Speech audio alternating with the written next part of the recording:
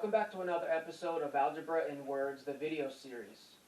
In the last video, we were looking at solving absolute value inequalities. Also in the last video, we looked at two methods to solving.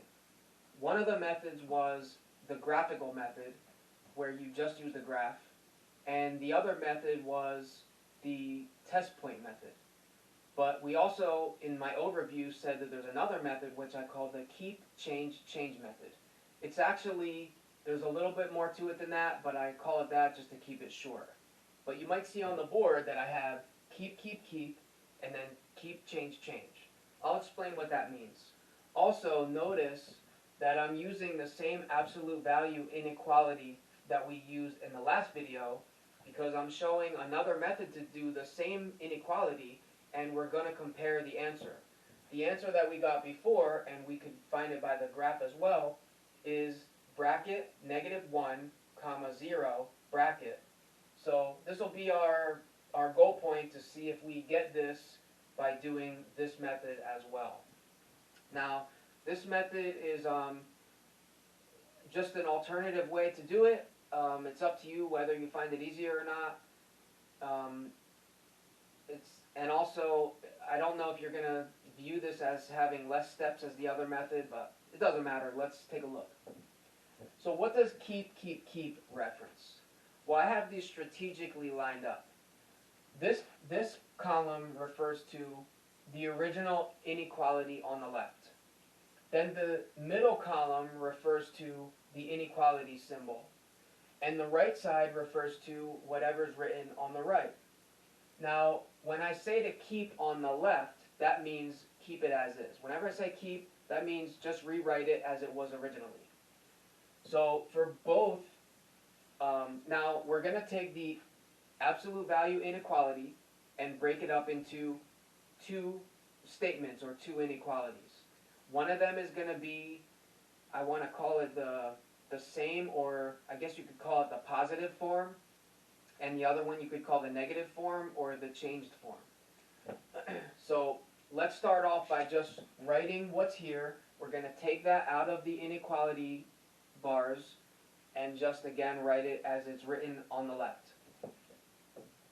2x plus 1. And we're going to do the same below because this is also keep. 2x plus 1. Now we're looking at the inequality symbol. This. And this says keep, so we're going to rewrite it and keep it the same. Less than or equal to. And now we're going to take the 1, and that's keep as well. We're just going to keep it the same. You could think of that as the positive form. So 1. And before we solve that, let's apply the keep, change, change to the bottom form, or what you could think of as the negative form. So we kept the first side the same. Now the middle, change. Change means reverse the direction of the symbol. It's originally less than or equal to. Now we're going to make it greater than or equal to. And the original on the right side is 1. We're going to change that to -1. Now before we move on and solve each one, let me just, in case you're wondering where the keep, change, change comes from, well, this might be a little reminiscent of when we were doing solving absolute value equations, where we would do a positive form equation and a negative equation. Now, technically, we can't call these equations because they're inequalities, but you may see the relationship of how we're breaking them up. Now, just to further clarify this, I want you to think about what would happen if we divided the right side by -1. Well, it would become the opposite sign, which in this case is -1. But also, when you divide by a negative, what happens to the symbol between?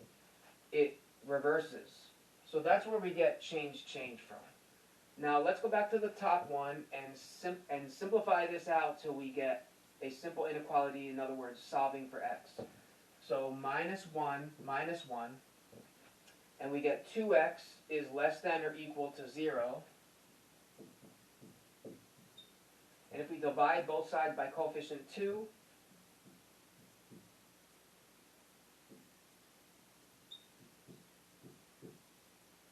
we get x is less than or equal to 0.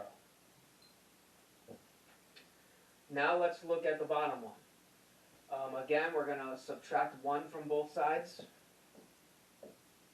And we're going to get 2x is greater than or equal to negative 2. Divide both sides by coefficient 2.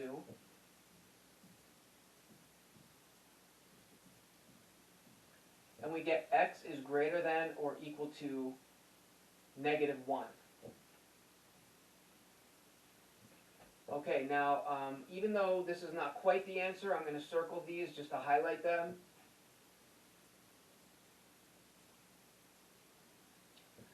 Okay, so there's a couple directions you can go from here. One of them is, for now, let's consolidate these and put them into a consolidated compound inequality, or what you might call a three-part inequality. So it would look like this. Negative 1, okay, and we're taking this and flipping it. So negative 1 is less than or equal to x, which is less than or equal to 0. But now let's take this and put it into interval notation.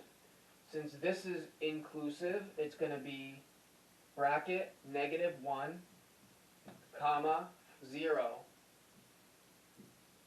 Bracket as well, because this is an inclusive symbol as well. And if our answer is in interval notation, that's technically our answer. And let's compare that to the answer that we got when we did it in the last video by the test point method. And obviously they're the same. So of course that's what you would expect, but the point to that is to prove to you that the two methods, or even the three methods if you count the graphing method, all work out the same, and it all is a matter of preference as to which one you like better. But really, best case scenario, it's good that you know how to do and understand all three methods. Now, just to kind of bring this all together, let's just give a final look at the graph. And so to sort of summarize, we were solving an absolute value inequality. That was this. The absolute value graph is graphed as the blue V, and the red line is the 1 graphed, which if we just graphed y equals 1, that would make a horizontal line, which is what this is. Since this is less than or equal to, less than means all the x values of the graph below the line. And that all those possible x values are between and including negative 1 to 0, including 0. Alright, and so there's not really much more to say about that. Now, just for the sake of adding extra perspective on this, let me erase this and let's talk about one final thing before we close the video.